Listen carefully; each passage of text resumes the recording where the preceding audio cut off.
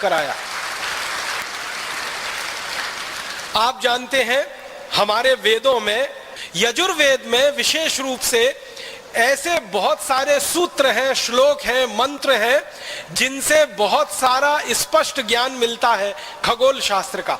आपको सुन के हैरानी होगी कि कोपरनिकस का जिस दिन जन्म हुआ था यूरोप में, उससे ठीक लगभग 1000 साल पहले एक भारतीय वैज्ञानिक ने पृथ्वी से और सूर्य की दूरी कितनी है बिल्कुल ठीक ठीक नाप उन्होंने बता दिया था।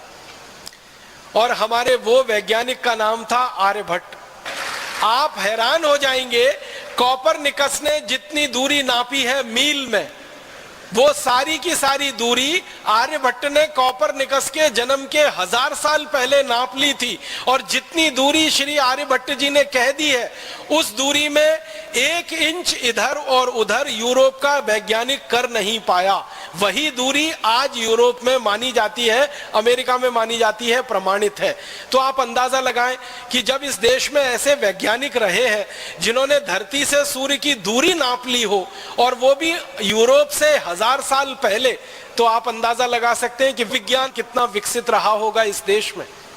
और आपको एक रोचक जानकारी देना चाहता हूं कि हमारे देश में ये जो खगोल विज्ञान है ना, ये बहुत गहरा रहा है और इसी पर से नक्षत्र विज्ञान का विकास हुआ है।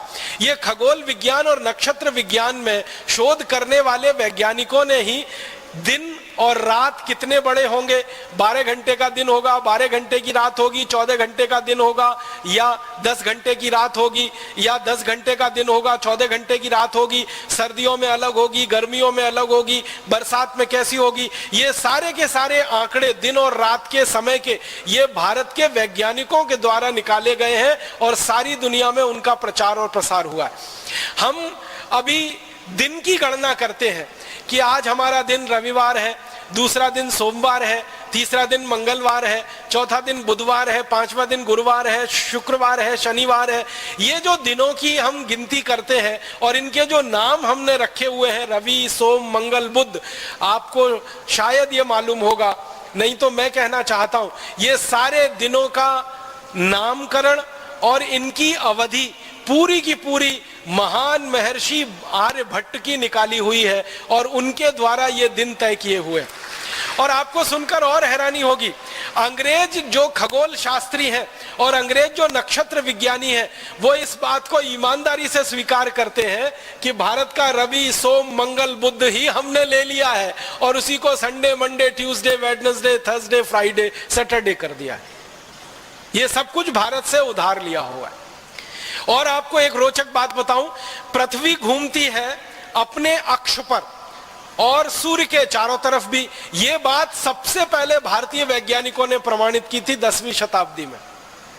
और पृथ्वी के घूमने से दिन रात होते हैं, मौसम और जलवायु बदलते हैं, यह बात भी भारतीय वैज्ञानिकों के द्वारा प्रमाणित हुई है सारी दुनिया में।